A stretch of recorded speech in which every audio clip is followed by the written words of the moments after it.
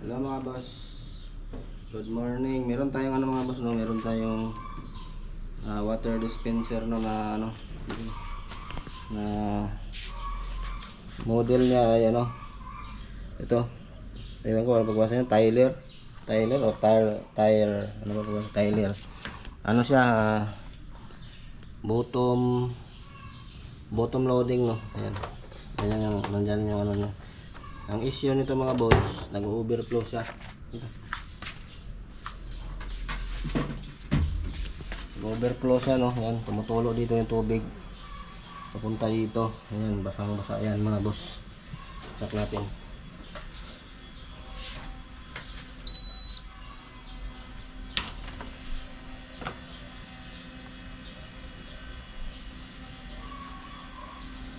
Ang issue niyan mga boss, bago nyo dalhin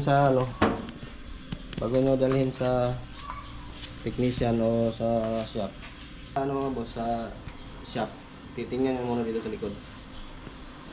Tanggalin nyo lang yung mga screw dito mga boss. Tanggal ko na yan. Ayan. Ayan, may screw yan dito mga boss. Ayan. Tatanggalin nyo lang yan, tapos iangat nyo lang to.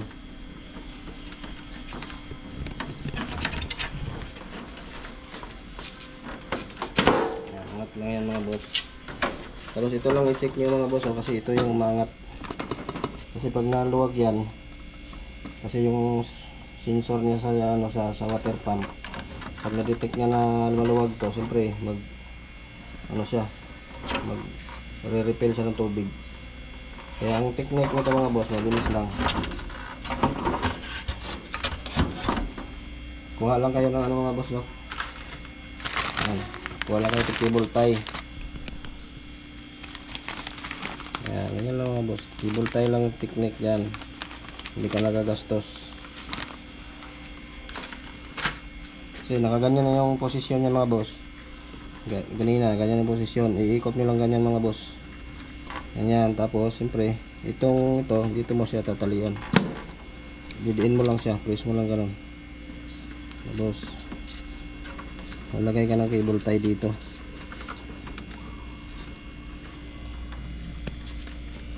Mas maganda sana yung malaki kasi wala tayong malaki. Liit lang yung cable tie. Basta humawak mga boss, okay na yan. Ayaw humawak.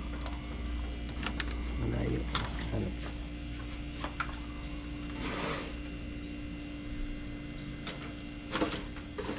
Ito mga boss, mas malaki, mas maganda. Maliit kasi kanina eh. Ganyan na lang kasi yan yung sakit niya. Ayan, umangat. Ayan, pag umangat siya, ayan, pundo siya ng tubig, kaya kailangan ibaba.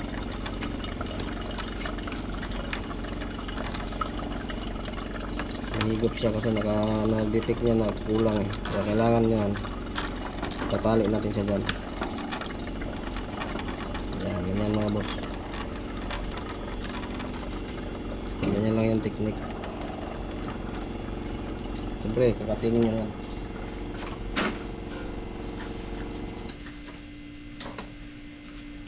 Mga boss na, ganyan lang.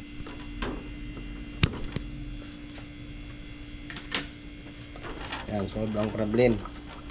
Hindi na yan kasi pagtanggal mo ng mga boss, yung sa tubigan, siyempre inaangat mo yung hose dun sa ilalim dito. Tingnan mo to. Kasi pag kada tanggal mo, gumagalaw yan doon eh. Pag nagagalaw yan doon, kada tanggal mo nito, pag kada palit mo ng tubig, nagagalaw yung taas.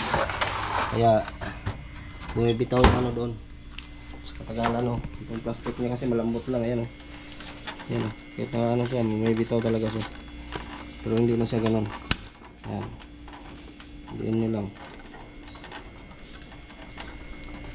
Okay na yan mga boss, safe na yan, safe.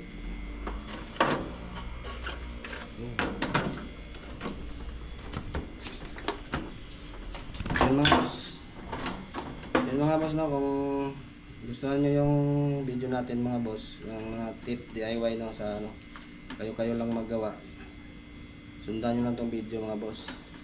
Thank you.